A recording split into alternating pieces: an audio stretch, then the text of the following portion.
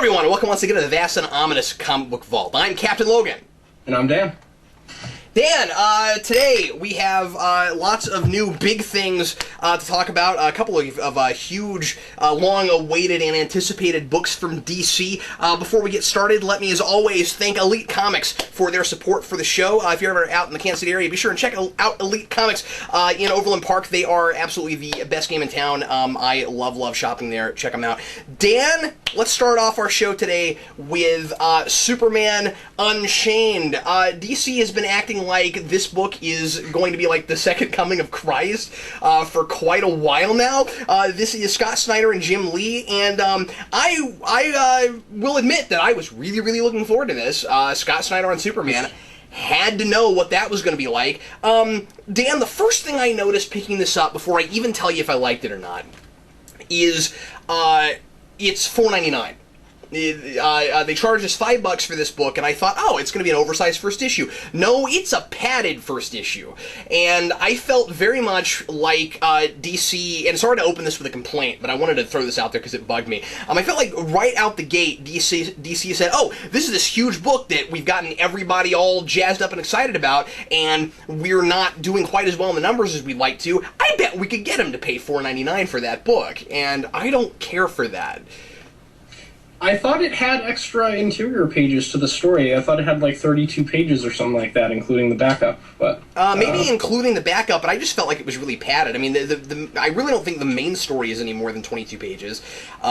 We pay $4 for things with backups all the time, and I felt like basically what you were paying for was a giant fold-out poster that is panels that you cumbersomely have to read with the book, and then and then an interview in the back. And I felt like that's kind of where the dollar went.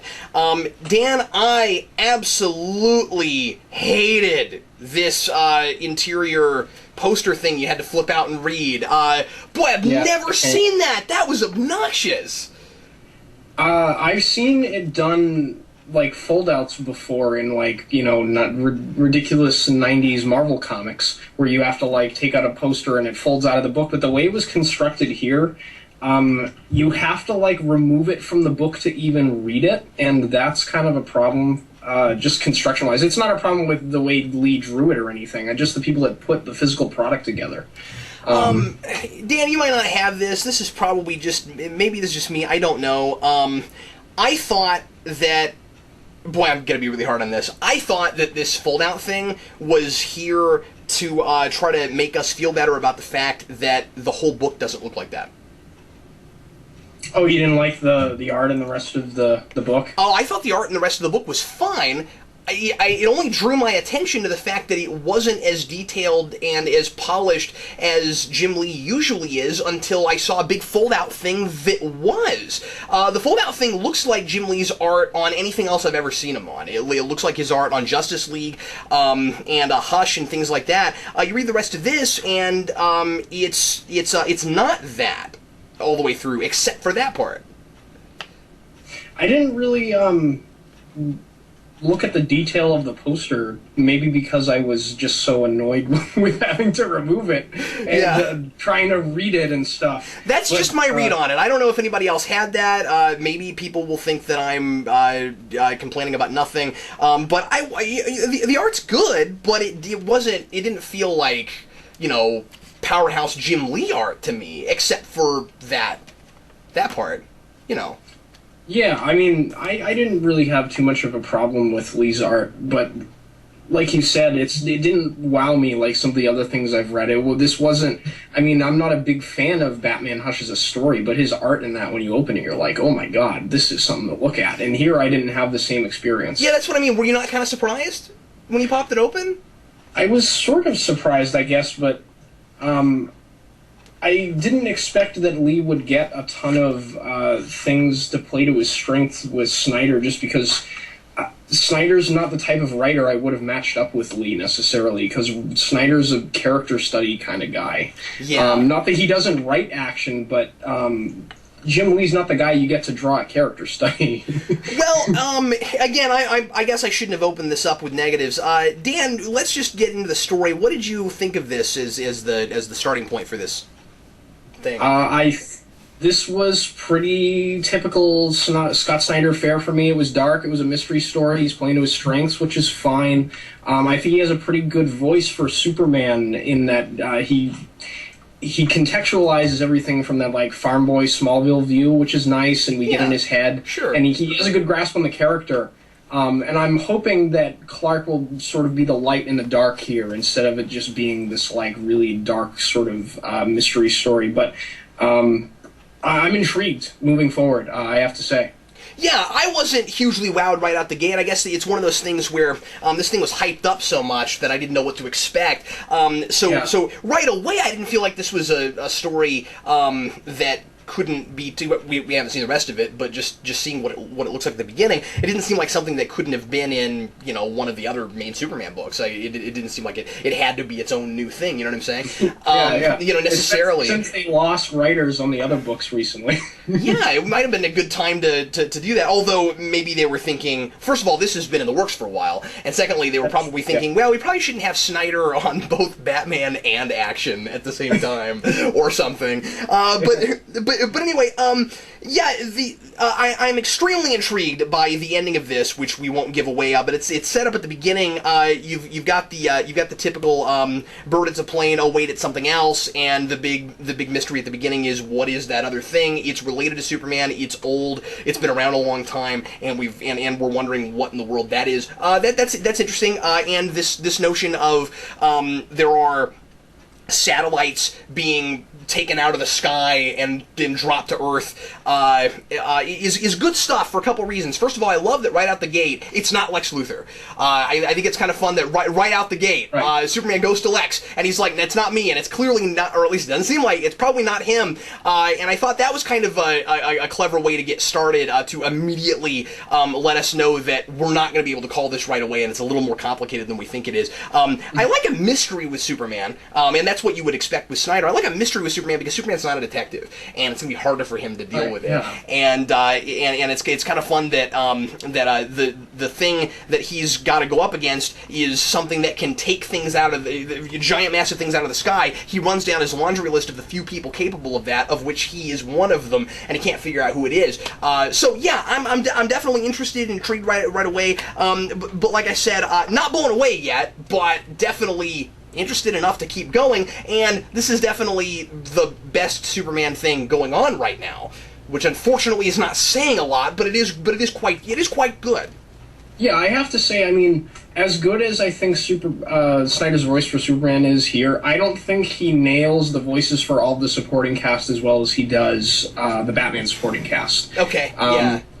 Maybe it's because we didn't get as much time with Lois and Jimmy and Perry and all those characters here as we have in some of the Snyder Batman books, and I've gotten a feel for his Jim Gordon and how similar he is to a lot of my favorite portrayals of the character. He's also been writing those characters for a couple of years now. Exactly, yeah, that's what I'm saying. I'm just saying, like, for people.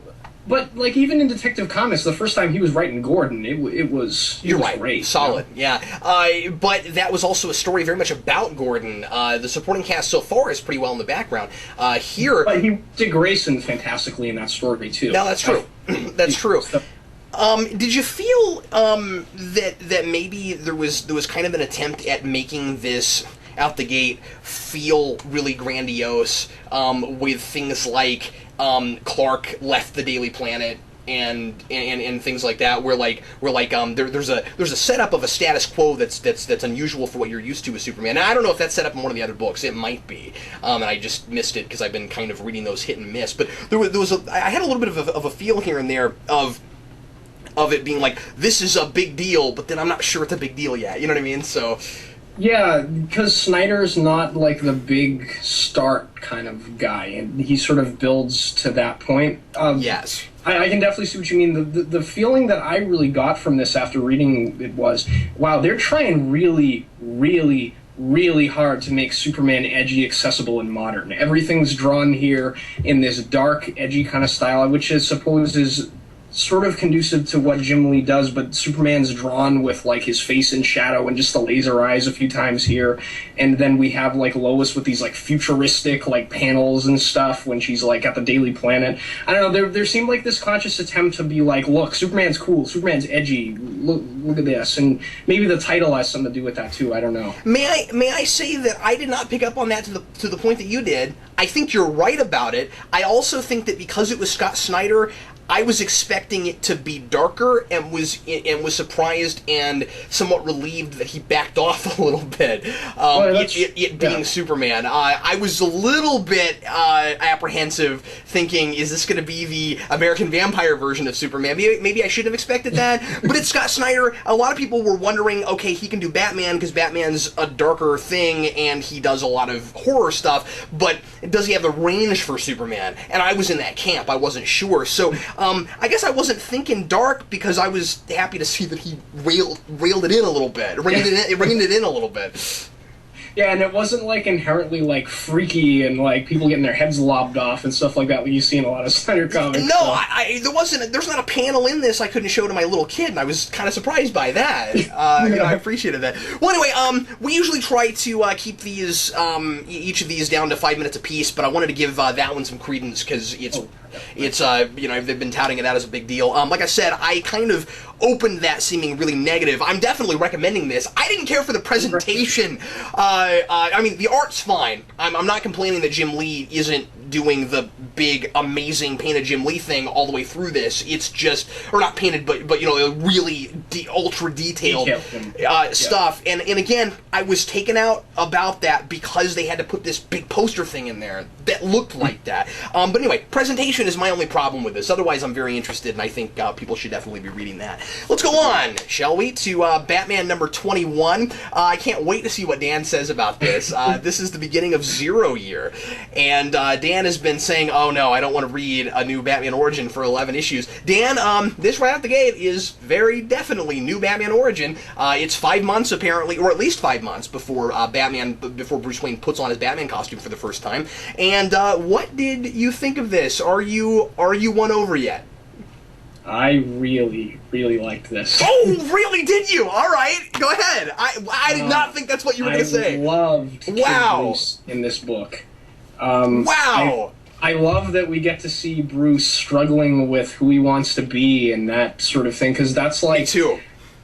I like seeing Bruce Wayne in a position where he's able to let people in, because as a character, Batman's one of those people that I sort of resist because he keeps everyone at arm's length, and I feel like even there's a disconnect with the reader sometime where Batman keeps everybody at arm's length, and I like that Bruce is able to like have relationships with people and talk here, and it humanized the character quite a bit for me. I really enjoyed that, and the villain reveal at the end was very, very cool. I was very happy about that. Yeah, and proved me wrong, because I didn't think they were going to do...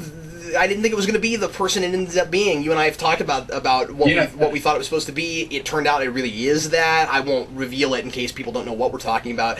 But, yay for me being wrong about that.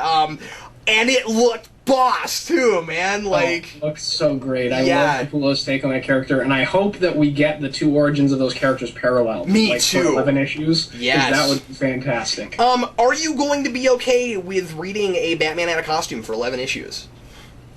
If Snyder continues to humanize the character this well, I'd be completely fine with it. I think it was... I'm sorry, go ahead. Because that's one of the things I've always sort of resisted as Batman as a character. So maybe if I can see him sort of get to the point where he is contemporarily, maybe I'll be able to get into the character a little bit more. One of your concerns was that this was going to be just year one all over again, or that people were going to compare it to year one. Clearly, out the gate, it's nothing like year one. It has nothing to do with that stuff. This is not his first. Of course, it's called Zero Year. This is not the beginning of Batman. This is before he becomes Batman. We get to see the scene in this issue of him explaining to Alfred what the heck he's about and why he wants to do this. Although it's interesting that Alfred actually already gets that, and he's asking him a very different sort of question. And I won't get into what exactly all that's about, but I think it was a very intelligent choice, Dan, to show him in the Batsuit in a forward in a flash forward in the first 3 or 4 pages, to give you both a sense of the time that we're in, and also I think that helps us. I think that helps it be less jarring, and maybe won't be as disappointing to people that we're going to have a Batman out of costume for so long. Yeah, I think that was and smart. It's up an intriguing mystery because the city's in a really bad place when we open the book. Yeah, and I'm like, what happened? It's very interesting. The smartest idea in this that sold me, and this is the thing that sold me on, oh, maybe it is a good idea to do some more origin, because this feels like Uncharted. I can't believe I'm saying this. It feels like Uncharted territory. I was gonna say the same thing. Like, it's amazing that he didn't just do something that was covered in Begins or Year One, which was what I considered. In fact, and that's what I was going to say. In fact, it is contrary to Begins, and I love this. What he does is he has Bruce Wayne. We don't see any of the training. Maybe we'll get some in flashbacks. Who knows? We don't see any of the training or anything. He's been gone for years doing his training. He comes back, and Alfred wants him to reveal him that he's alive. Everybody thinks he's dead, just like they did in Begins. Everybody thought he was dead, but in Begins, he goes and reveals himself to Wayne Enterprises. Here he refuses to do that because he wants to be able to have disguises and work kind of incognito. So you get the sense that he's... I think we're going to see Matches Malone in this. I think we're going to see the origin of Matches Malone in this. Point, because, come to think of it, because first of all, we've seen Snyder do Matches Malone. That's the first thing. I thought that was Morrison. Oh, you know what? You're right. It was Morrison, but it was recent. Yes. Yeah, you're right. It was in 52. Yes, it was in 52. It was in Batman Inc. Okay, thank you. But I think that we're likely to see him do Matches Malone because we see him have masks of different faces in the Batcave, and you get the sense, and we also see him in pretending to be other people in this, and you get the sense that he is doing disguises before he even thinks to do Batman. That's smart. That's a really good transition into eventually becoming Batman. I love that idea. And anyway, I mean, I could go on. The only complaint I have, and I'm not sure that this is even really a problem, but it did take. I don't even know if it took me out. I just want to mention it.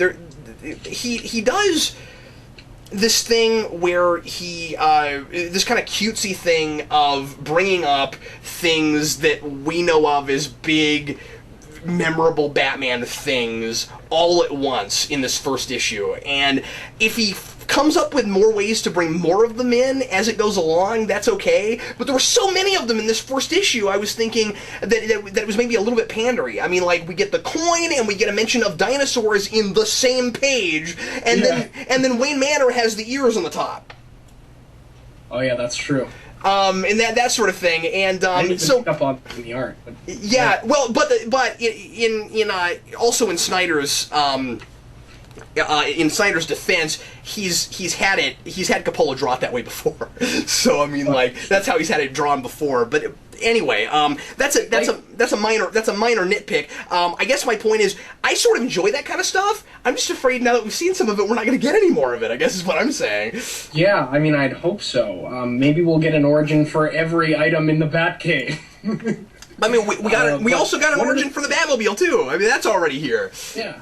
I mean, one of the things that I really did like about that scene you were talking about with the penny, though, too, is that Snyder's continuing some of the Gotham family stuff that he set up in Gates of Gotham, which is very interesting, because I always really liked that Gotham history stuff, and I thought he had sort of forgot about it and wasn't going to do anything more with it after Court of Owls, but I'm glad to see that back here. Snyder's already making me think that this is not only new territory, new ground, but necessary for his Batman.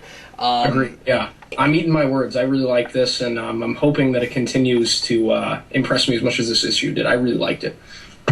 Let's go on to Guardians of the Galaxy number 3. Speaking of books that wowed me, this is amazing, Dan. Oh, I loved everything about this. Don't know where to begin. Go ahead.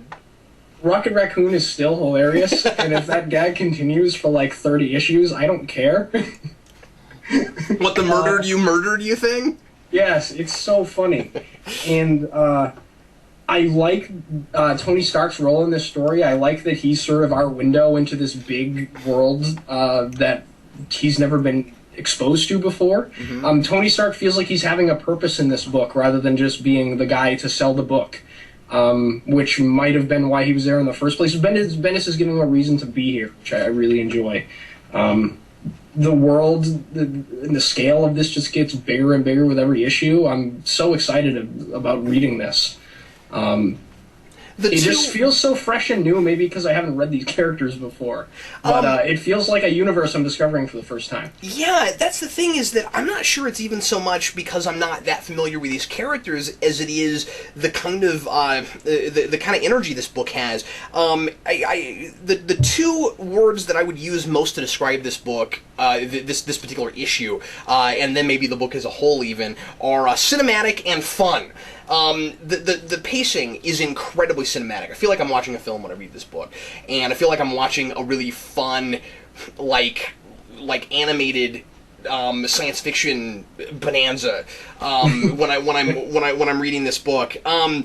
I like how much humor is here while the story is still very weighty, and I mean, like, it's over the top space stuff, and yet there's this really sad but also engaging and entertaining father-son story going on with the King and Star-Lord, and how they're obviously probably never going to get along. They have such completely opposing worldviews, and he's clearly the way he looks at things. He's clearly very manipulative, and Star-Lord is very altruistic, and so it's really fun to see the clash there in the battle, and that the King thought he won right there, but they got out of it in an issue, and I just like that was great stuff. Then as at the same time as you got that kind of weighty stuff going on, so much humor in this book, and it doesn't just come from our main characters. One of the things I was really impressed with is how Bendis has a voice for everybody. Bendis has a voice for random thugs. We've got random thugs in this that are joking, and it felt kind of Star Wars, right? Like, it felt a little bit like... This issue specifically felt very Star Wars to me, in that you were speaking about the humor and the action in this propelling the story, but at the same time being very weighty, and that's exactly what Star Wars did, and it has galactic politics Senate scenes that aren't boring in it, that are really intriguing and awesome. It's got all the ingredients that made Star Wars such a great thing, and but it's not trying to ape Star Wars at all, because the characters are so different. No, it feels like, when I say it feels like Star Wars, I guess I mostly mean it makes me feel like I felt when I watched Star Wars. Exactly. This is very much its own distinct thing, and there's some really intriguing science fiction ideas. This one especially brought up this notion that I am extremely interested in, which is the idea that the Badoon has both a brotherhood and a sisterhood.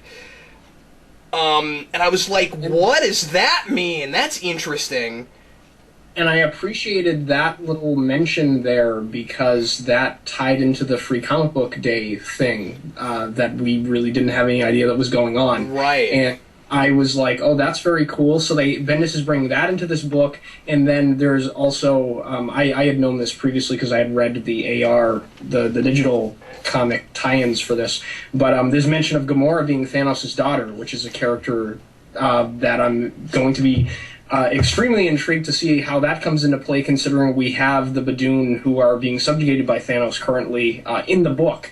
So yes. I'm going to be very intrigued to see what happens when he comes into the picture. I also think that Marvel now has been doing a fantastic job of very subtly making their books work together, very deliberately putting out certain drops of information in certain books, very, very much keeping in mind what else is running at the same time. You think it's coincidence that we're talking about Gamora being Thanos' daughter at the same time as just the last issue in Thanos Rising, we're seeing him going around sleeping with different random women and having all these children all over the place?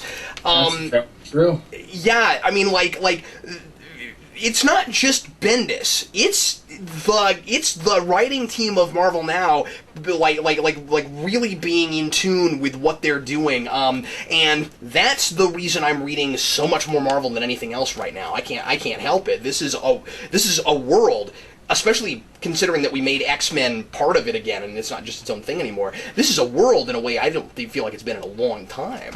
Oh, I agree. I feel like DC and Marvel are at the opposite ends of the spectrum in terms of their universes feeling like a cohesive thing, where like Marvel, everything fits together in a way that's not insulting, like, oh, I need to go buy every book because I'm overwhelmed by all the continuity and everything. They're light on continuity, but at the same time, they acknowledge everything else going on, which I really enjoy. And DC, they just don't know what's happening. And neither do we. So I really like that about it, and Marvel now is just one of the best things to happen to mainstream comics in a long time. Everything's firing on all cylinders. I recommend this as much or more than anything else I read this week, and I gotta say that if you have not been sold on this book yet, this is a strange thing to say, but this is the third issue. I think you could read this without reading the first two and still know what was going on. And so if you haven't been sure about this book and you don't want to go back and buy the other two, try this issue, because I think it might sell you on the book.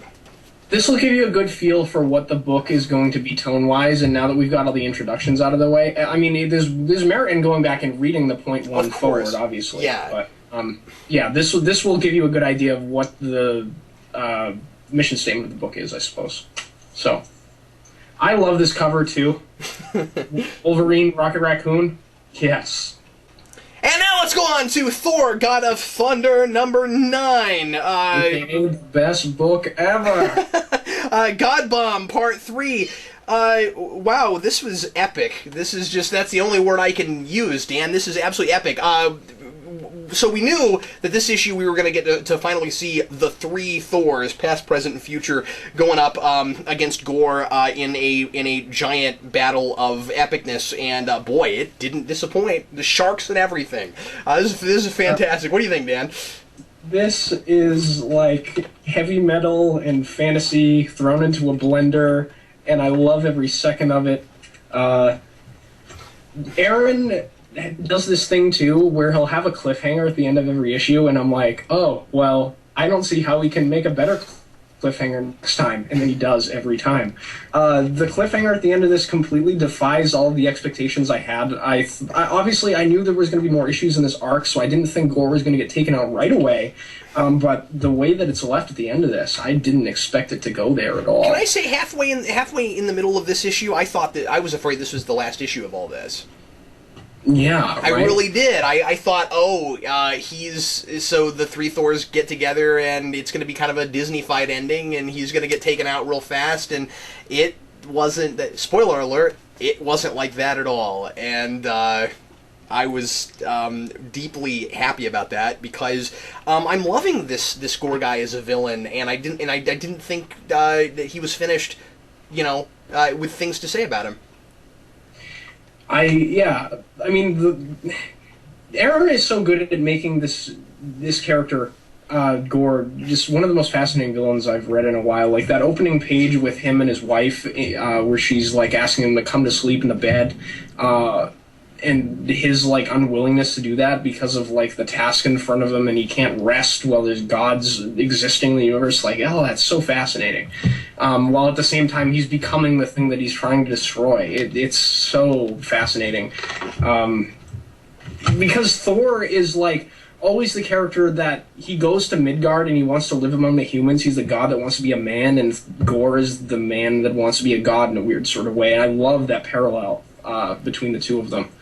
I was immediately drawn to and fascinated by the idea of gods as slaves, and this thing takes this to such a bizarre and intriguing level. I was also taken aback by that scene at the beginning, Dan, and the way they're treating these gods that people used to worship as playthings is just a remarkable concept, and like he.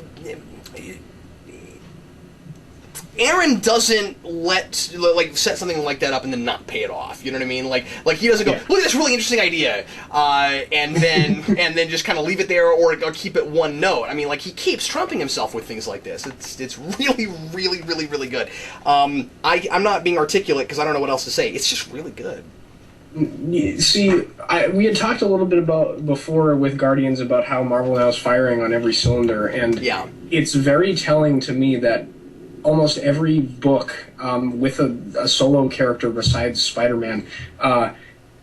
This could be the definitive Thor story that you would need to read and never read anything again so far, I think. We'll wait to see how it ends, but I think this is like as close to a definitive version of the character as you can get, and I feel like most of the books are doing that with their characters or their teams.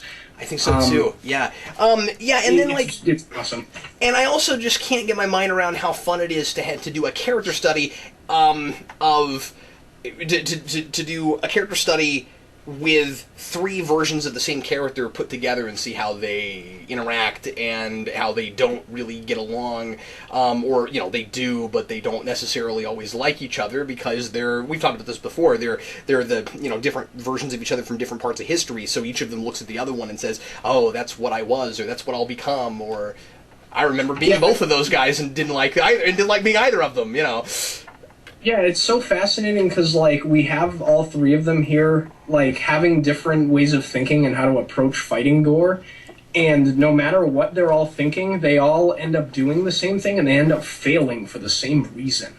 That's so cool. Yeah, because ultimately they are the same person, and that's what's really interesting is yeah. Are they or aren't they? And you can argue about that all day long. It's a little tough, right? Because, on the one hand, they, like you said, they fail for the same reasons, and then on the other hand, the older one has learned a lot, and he's wiser, and yet he's also the High Father. That's DC. He's also the All-Father who failed. Right, exactly. Yeah, it's fascinating. It's such a fascinating thing, and Aaron has said that after this arc of the 3 Thors is over, he's supposedly telling 3 separate ongoing stories with each of them, and they're not going to necessarily meet up again, but we're going to see all 3 of those stories conclude by the end of his run. So, cool. That's going to be very cool to see. I wasn't sure if he'd win me over with that idea. He totally has. These are 3 distinct characters now, while still being the same character. Yeah, Aaron's just doing a great job of juggling this. I wouldn't have expected any less from him, but I wouldn't have necessarily expected anything this damn good either. So. I don't think I would have expected it to stay this good. In my opinion, his Hulk didn't stay this good I agree, for that long. Let's go ahead and move on, shall we? Venom, number 36. Cullen Bunn with a new artist, Pepe Larraz. And first of all, what do you think of the art in this issue, Dan? I didn't mind it. It wasn't... a jaw dropper for me or anything, and it didn't put me off to the book at all. I think it's a decent stylistic fit for the material. It was consistent with what the atmosphere of this book has always been. Right. I think. Because, he wouldn't have been the first artist I would have chosen, because it seems like Cullen Bunn, with every issue, this is more and more becoming an 80s Spider-Man book, which I love. I really like that about it. I wish they would get someone that looked like a Spider-Man 80s artist to work on it, but, this is sort of a second-tier level book, so you can't... We can't have everything. Right. But other than that, I'm continuing to really enjoy the writing in this book. I love that Flash is a teacher now, and we're dealing with those adult problems still, because Peter Parker being a teacher was one of my favorite things from JMS's run. And I love that Flash is having to sort of confront himself and the students he sees and sort of wrestle with his demons in that way, because that's what this book has been all about since the beginning, is Flash dealing with his inner demons and seeing, the bully, that he once was embodied, and having to deal with teaching that person to become a better person. It's really interesting. At first, I was a little worried that was going to be that it was going to be repetition. That going back to all that again, because you had complained about that in a couple issues early on in Bunn's run, where he seemed to just be regurgitating things that Remender had said and trying to get a feel for the character. He's not doing that now. I feel like at this point, he's confidently writing that and moving it forward. There's a really nice. It's not a parallel. We've got Flash here dealing with the same thing as both of his different personas.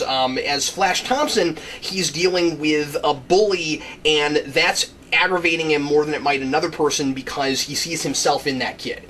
As Venom, he's dealing with a new villain who he sees as an inhuman monster, and he has exactly the same thing. He's seeing too much of himself in that guy, and the reason he cares is also his big weakness in dealing with these things. He doesn't want to see people like that because he's been that way, and he hated himself that way, and he's come away from it. But he's not the bully anymore, but he's still kind of the monster a little bit. So at the same time, he's still fighting current at the same time as the past. This is a little more involved than I might have expected. I was impressed. I was quite impressed. Yeah, I was really impressed.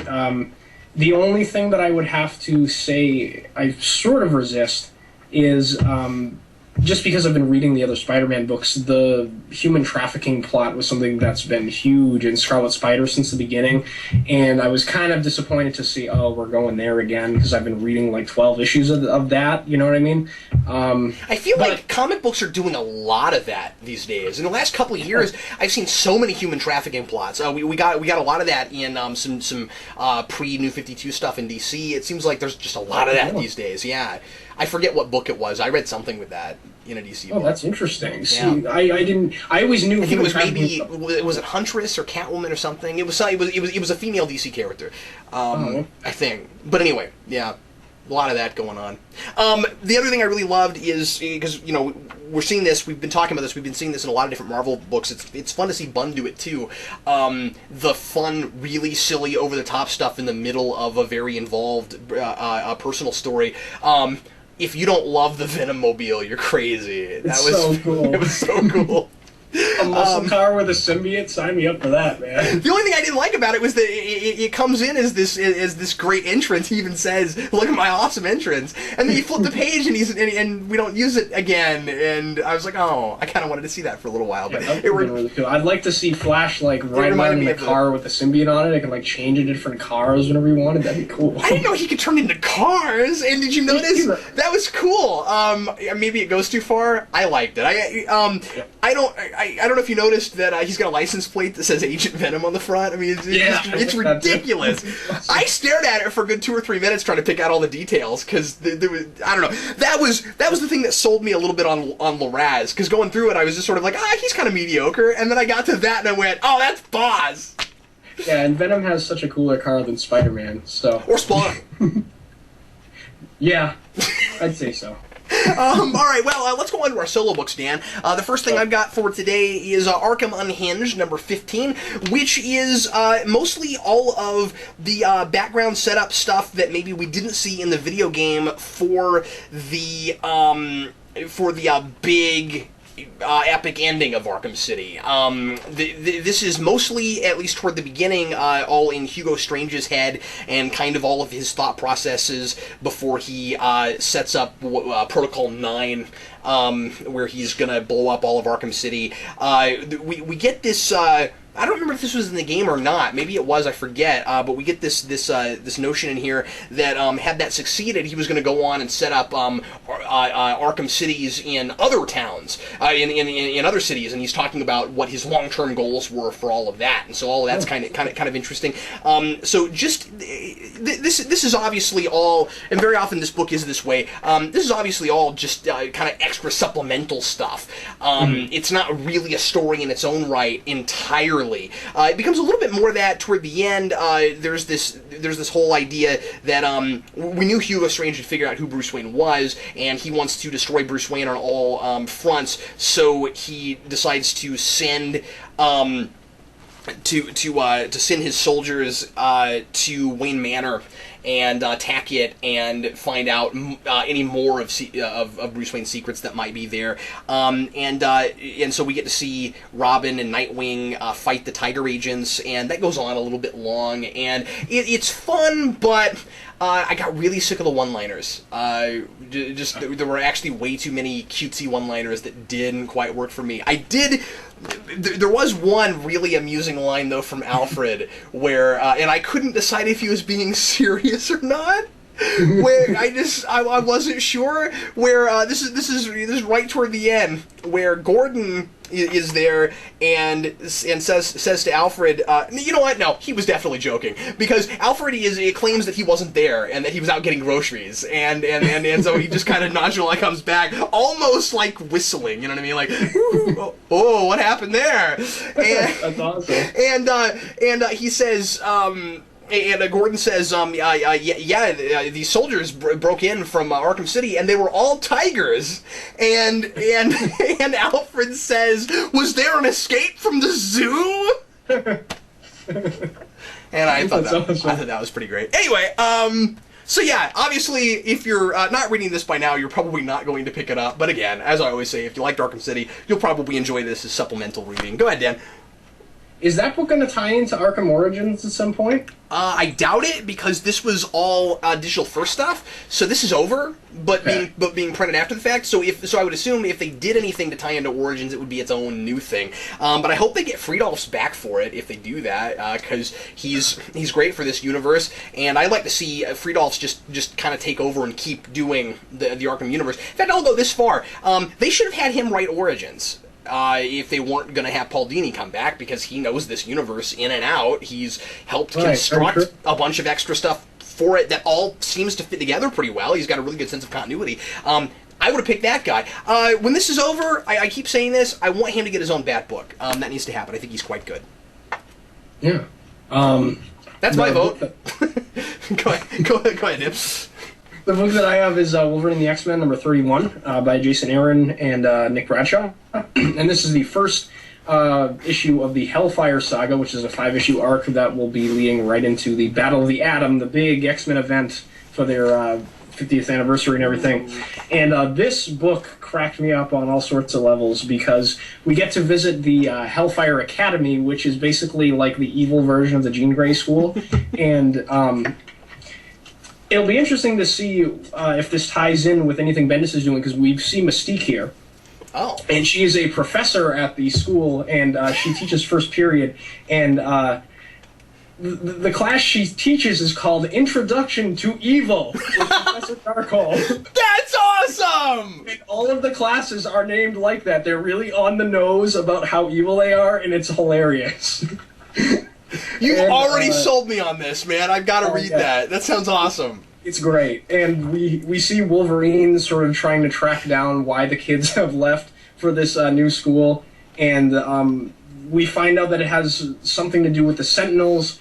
And the kid that's actually running the school, we find out, he's the Black King of the Hellfire Club, obviously. And he is creating mutant supervillains so that more people will buy Sentinels from him to kill mutants. So it's basically him exploiting people for a corporate agenda. And it'll be really interesting to see where Aaron goes with those sorts of themes. I love that Aaron is able to make this book as goofy as it is and still deal with serious things like that.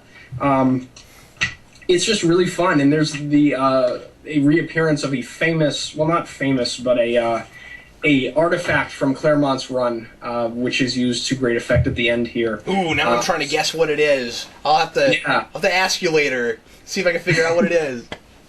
I have to admit, I haven't read the issue that it was from, and I had talked to some other people, and they had told me that. So, oh, okay. So I probably have no idea then. It's an obscure thing or not, but anyway, some people were excited about seeing it come back. Okay, all right. But anyway, I highly recommend this. This is fantastic.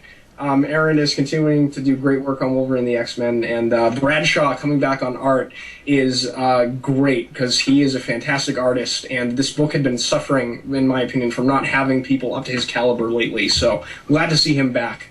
Highly recommended for me. Next up, I'm going to discuss Batgirl number 21. Been a while since I've read this book, Dan, and every now and again I'll kind of pop in and out of it and just see what Gail Simone happens to be doing. As I've always said from the beginning of this, I wanted to kind of stay away from it because I didn't like the fact that they brought Barbara Gordon back into the Batgirl costume, but, you know, it's a couple years now, and there's nothing I can do about it. If the writing is good, then I guess I'll take a look. This was really good, and what... Gail Simone is terrifying. she just does all these horrible things to Barbara Gordon, and it's that old adage, if you really love your protagonist, you will put them through hell, and Gail Simone lives by that all the time. I care about this character because of all of the horrible things she has to endure and suffer through, and ultimately try to triumph over. Well, this is a dark period right now for Batgirl, man. We've got this is after, and I really want to go back and read this stuff now because I didn't realize this happened. Apparently, her brother James Gordon is dead now, and we had set up. Yeah, apparently, I didn't know this, and yeah, so I love that character from Black Mirror. From Black Mirror, yeah. Well, apparently he's dead now, or at least she thinks he's dead. Now, since we just killed off a major Batman character with Damian, I would be surprised if he's actually dead. But I also didn't read the issue, so I don't know how exactly he dies, or if it's the kind of thing where it would be really easy to bring him back. I don't know. I didn't read it. Yeah. I'm admitting this. I'm just saying that I read this, so that's all I know is this, and also some stuff that was going on during the Joker arc, where we saw James Gordon during that stuff. Yes, didn't we? Well, and we saw him in this book really prominently. And so anyway, Batgirl was blaming herself for his death. Something happened where she was forced to do something that led to his death. And Nightwing is trying to comfort her and console her and say that what she did was necessary. There was no other way around it, but this was her brother, and it doesn't matter how messed up in the head he was. She feels terrible about it, and even goes as far as to say that she is not worthy of wearing the bat right now, and doesn't want to be Batgirl, and she is forced back into the Batsuit because a friend, or I'm not sure if this is a friend of hers. Again, I'm a little bit lost. I'm not sure if this is a friend of hers or what, but there's this girl that's been kidnapped by the female ventriloquist. Did you know, by the way, that there is currently a female ventriloquist? I didn't know that there was a female ventriloquist. I believe she was the first time we've ever seen a 52 version of the ventriloquist. See, now that you say that, I'm not sure if I think that she is. See, now you put me on the spot. I'm not sure. I don't know if the other ventriloquist is in this universe yet, or if this is the... I don't think it is, though. I think this is still kind of the second version of the ventriloquist. I think. Okay. She was introduced in this book, as far as I know. I actually saw the beginning of her in this book a while back, but I didn't realize she was still kind of around, and... at least I think that's where it popped in. I knew about this female ventriloquist thing. Mm-hmm. She's here. She is fascinating. So she's got this dummy that she doesn't have to control with her hand. She has this ability to control bodies, and not just puppets, but she's a necromancer. And so I think that's fascinating. So, like, she's a ventriloquist, and she's capable of mimicking other people's voices. She can make herself sound like anybody. And you can't tell that you can't see her lips move when she pretends to do people's voices. She's a ventriloquist, but she's a necromancer. So when so when Barbara gets to her in this to try to rescue this person she's kidnapped, she uses not just this dummy and it's a big mystery, by the way, as to where her powers come from and why she's able to do this. Nobody knows, and I get the sense that there's going to be a payoff for that. Gail Simone is not doing this as a kitschy thing. She seems to be, she's very much recognizing this is something that must be explained at some point, or at least we have to draw attention to the fact that it doesn't make sense yet. We don't understand it.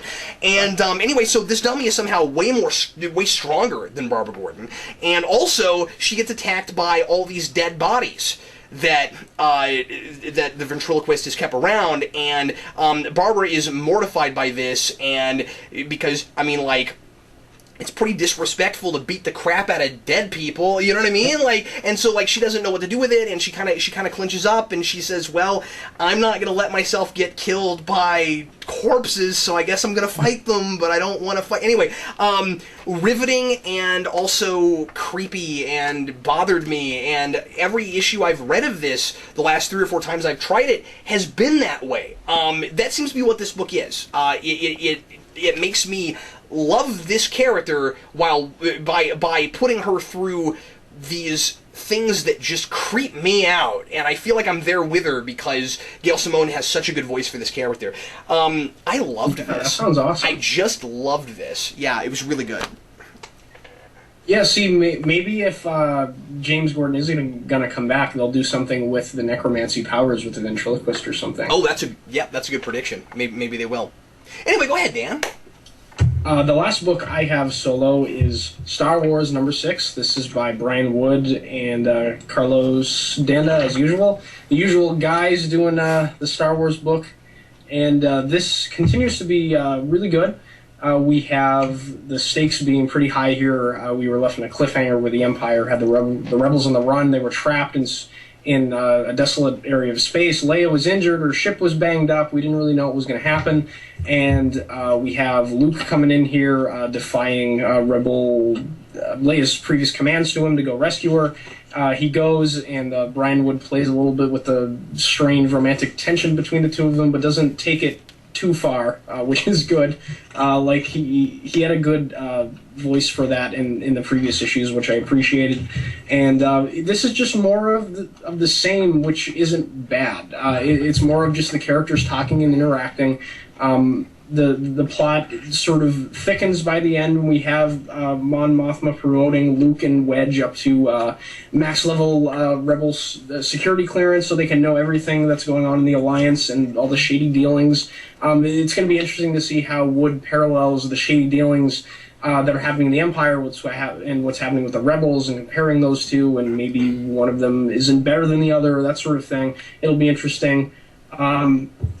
The one sort of complaint that I have about this issue is the ending is just sort of a random series of snapshots from the various characters we've been following so far, because we don't see Han Solo or Vader in this issue, but we do see him a little bit at the end here. And the scenes are kind of taken out of context, so that we don't know how they got there or where they're going after these things. Maybe I'm presuming he's gonna explain in the next issue, but I just thought that it was weird to end the book that way, because we have Darth Vader sort of talking to someone on an Imperial transport ship, and we don't know who that person is. And maybe it's going to be a big reveal, as maybe that's the person who's being the traitor to the Rebels. I don't know. But I'm highly anticipating the next issue. The only other complaint that I have is, for pretty much 6 issues here, we've banned in X-Wing fighters. I'd like to do something else, maybe. But other than that, this has been pretty cool so far. It continues to feel really relevant, even despite, taking place between A New Hope and Empire. So it's good stuff. The question I gotta ask you is, how long can that possibly go before it gets stale and he runs out of things he can do in that narrow space between those films? From what I've heard, when the book launched, he had 12 issues plotted, and then he said eventually they'd get to the point where Empire would happen, and then he hasn't really planned past that because of the whole Dark Horse Disney Marvel thing. Fair enough, yeah. So we'll have to see how it goes. Maybe they'll just skip over Empire and do like between Empire and Jedi, which might be cool. Well, I'm going to go ahead and quickly talk about Nightwing number 21. Again, trying some different things that I haven't read in a while. And Nightwing I've not read since the very beginning, so I have no idea what's going on in this book. What's that? Well, Nightwing's a great character, too. I love Nightwing. Yeah, I read a couple issues at the beginning of 52 and just dropped off and never came back to it. So I thought I tried again this week, and thought, Nightwing and Batgirl came out the same week. It might be cool to read both of them. And interestingly, I mentioned that Dick Grayson is in a lot of this book. When I first started reading this, I had to check the cover again to make sure I wasn't reading Nightwing. And then reading this, I kind of expected Barbara Gordon to pop up, but she didn't. So something that was mentioned, though, in Batgirl that I didn't realize is that Nightwing is operating out of Chicago now. And I didn't realize that. Did he ever go to Bloodhaven, or has that never happened? I'm not sure. I thought he was in Bloodhaven at the beginning of this. Maybe not. I don't remember now. He was in Gotham at the beginning. Okay. Then I don't know if he ever went to Bloodhaven. That for a few months. I get the sense, and somebody leave a comment if you know, hopefully one of our viewers is reading this book, I get the sense from a newspaper article that's shown in this, there's a newspaper headliner that's like, why is this vigilante Nightwing in Chicago? I get the sense that maybe this is a recent development.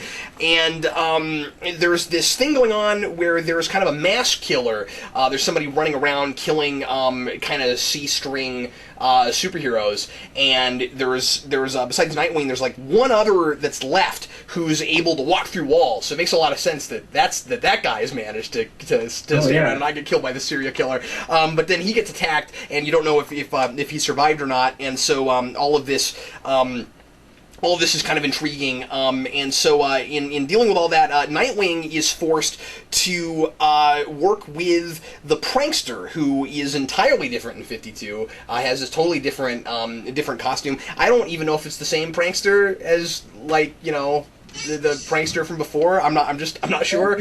But that's who Nightwing is kind of forced to work with here, and their banter back and forth is fun. I definitely enjoyed them together, and the prankster is this brilliant computer hacker in this, and so Nightwing is using him to help him figure out where Tony Zuko is. And I don't know if Tony Zuko has anything to do with this whole mass killer plot, because I've not been reading this, and this is right in the middle of an arc. So I was a little lost. I don't know if we're dealing with an A story and a B story, or if it's all the same thing. I'm not sure, just within these 22 pages. But that's not the issue's fault. It wasn't confusing, I'm sure, if you've read the other stuff. And anyway, I also enjoyed that he handcuffs the prankster up on top of a roof, and then he bribes him with donuts. And that's awesome. And I kind of enjoyed that. So there's some great levity in this book. It's kind of fun and a little bit down to earth, with still some good over the top superhero stuff. And this is quite good. I enjoyed this. Kyle Higgins has a good voice for Nightwing. He's definitely the Dick Grayson that I've always known and loved. And I enjoyed this. I was going to ask if that was still Higgins, because I really liked the first. When he was writing Dick Grayson before the 52 in Gates of Gotham, and then Nightwing when it started in 52, it was great stuff. I'm glad Higgins is still here. He's doing good stuff on this. So, I mean, I don't know if this was enough to get me to regularly read the book, but it's in the middle of an arc, you know what I mean? But, right. But yeah, definitely recommend for me, if you're looking for something that you knew, or you don't know if this book is good. I'm pretty sure this book is good right now from this little sampling. The last thing I want to mention is a new book from Boom. I want to do a little bit of indie stuff. This is Six Gun Gorilla. First issue of this, and I felt the need to try this out on title alone, Dan. A gorilla with a revolver? Sign me up for that. Yeah, with twin firearms, in fact. And this is... Yeah, Boom apparently is really into the guns right there on the back. There's this thing for something called 3 guns, and then we got a gorilla with 2 revolvers. And, I wonder if Cullen Bunn's 6 gun series at Boom, too? No, it's not. I think it's... I forget. Is that Oni Press, I think, maybe? Possibly. I can't remember the publisher. This is bizarre, but I think I liked it. This is so I mean like this is strange and kitschy, but also it's got its adult kind of scary moments. Basically what we've got here, I mean, you look at this and you would expect this to just be like a really goofy, silly book, and strangely it's hitting a lot of classic science fiction beats. Basically what we've got here, we don't know it for a little while, so I guess it's a minor spoiler, but you think it's all set in the Old West, but then you wonder why people are dropping F-bombs all over the place. But then again, I wonder that in Django Unchained, right? But anyway, it seems like sort of like a somewhat contemporary language Old West, although people still sound pretty Southern. One thing it does that I don't care for is it has the phonetic spelling of words to give it the sense that it's the Old West. I never care for that. I much prefer just putting words in people's mouths that they would say and let us fill in the accent for ourselves. I don't know. I expect that in comic books. There's a lot of that goes on. It's just a pet peeve of mine. I don't care for it. And then we find out that all of this Old West stuff is actually part of an elaborate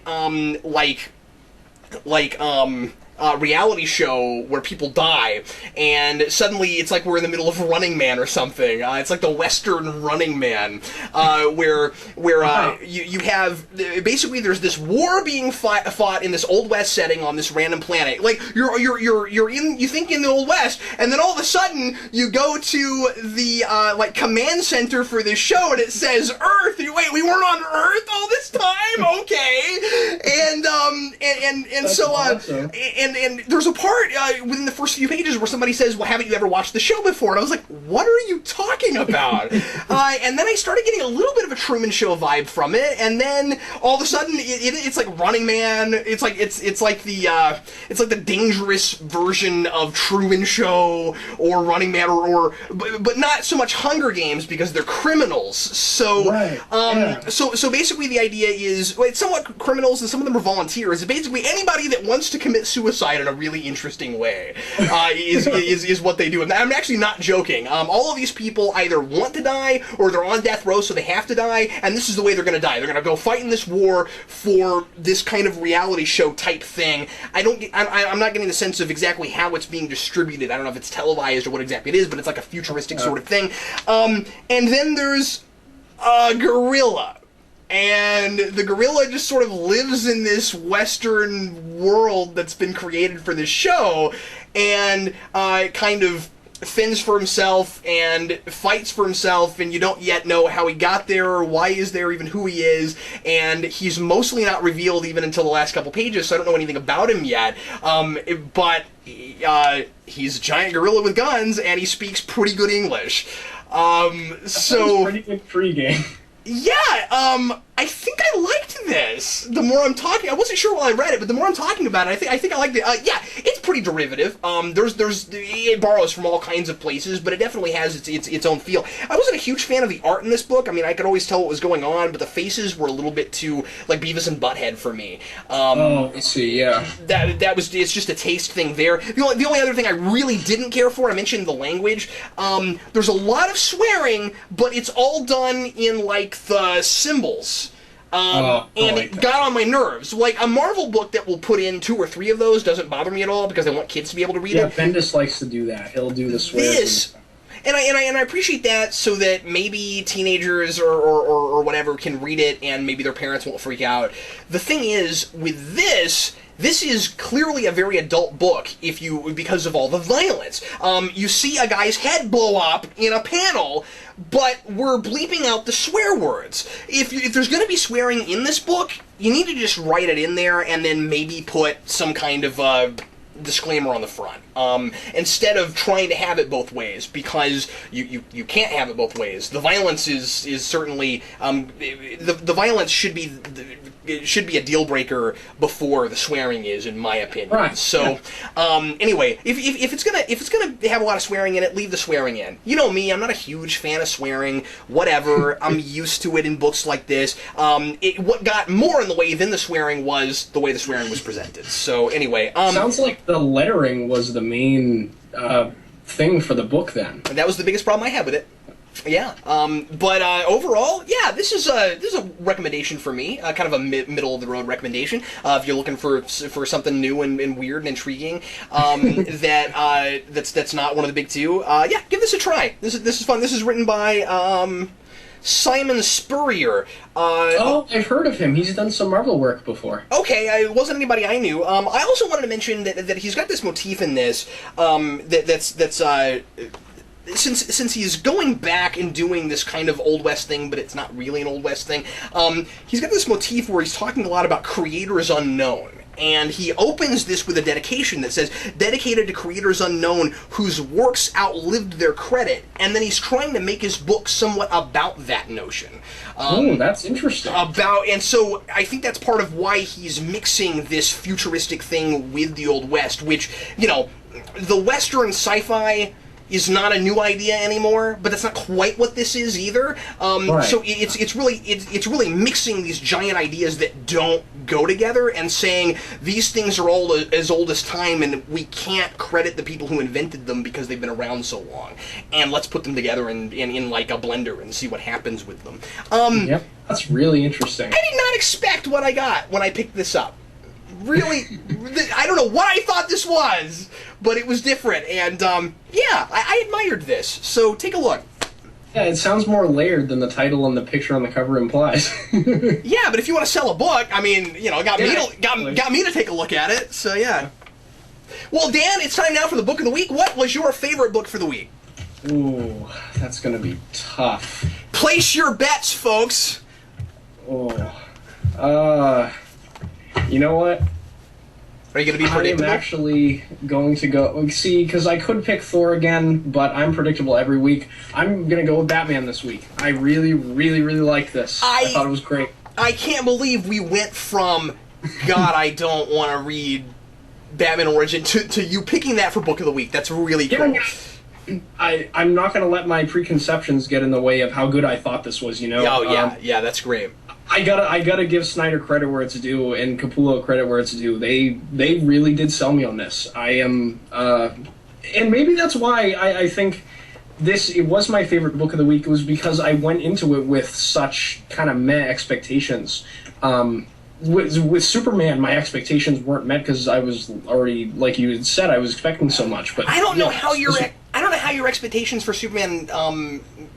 I almost said Unchained. There's all these things with Superman now. Oh, it is Unchained. Okay, yeah. I don't know how your expectations for Superman Unchained couldn't be in the freaking clouds after. Right, because they've been hyping it up for so long. Yeah, and that's not fair to Snyder. I think he's writing a good book. It just, it didn't make me go, "Oh my God!" Like I thought it would. So yeah, I can't pick this for the book of the week because my head did not spin around 3 times like it was supposed to.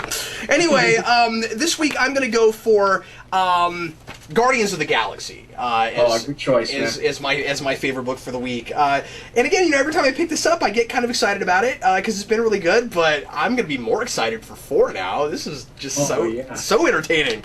Anyway, there's not a better there's not a more fun $3.99 you can spend right now than Guardians of the Galaxy. And there's no better time to be a fan of Marvel Comics. I am just loving every minute of Marvel now.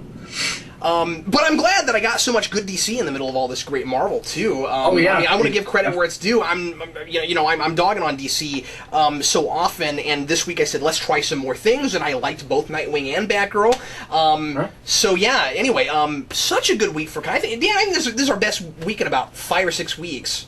It's a really good week. I think so too. I thoroughly enjoyed pretty much everything I bought this week, and not that I don't enjoy everything I buy because I try to buy ongoing books that I like. But, some weeks there's issues that won't blow you away, but, I was really impressed with Wolverine and the X-Men. Venom was great, Thor was great, Star Wars was great, Guardians was great, and Superman was great. Everything I really, really enjoyed. Well, everybody, thanks as always for watching the Comic Book Vault. Hope you enjoyed it, and we'll be back with you again next week with more new comic reviews. Dan, what is going on next week? It seems like there was a big launch for something, and I'm trying to... I think X-Files maybe starts next week. X-Files Season 10. It's either next week or the week after, I forget. There was something else that was kind of big, and I'm trying to remember what it was. Well, I'm sure I'll think of it right after the show. Age of Ultron ends next week, I think. Okay, there's that. Maybe we'll be getting Angela next week. Yeah. Well, that's supposed to be in there. Mm-hmm. Because was it 2 weeks ago we got number 9? Yes. Okay, so yeah. Last week. Yeah, that was last week. Oh, it was last week. Yeah. Okay. Yeah, so we should be getting Age of Ultron. Well, anyway, once again, thanks for watching, and if you're ever in the Kansas City area, be sure to check out Elite Comics in Overland Park, Kansas. That's where I get all my stuff, and thanks again for all their support. And if you ever want to send anything for us to review on the Comic Book Vault, you can always send that to our P.O. Box. That's Geekvolution, P.O. Box 14183, Lenexa, Kansas 66285. I'm Captain Logan. And I'm Dan. Happy reading.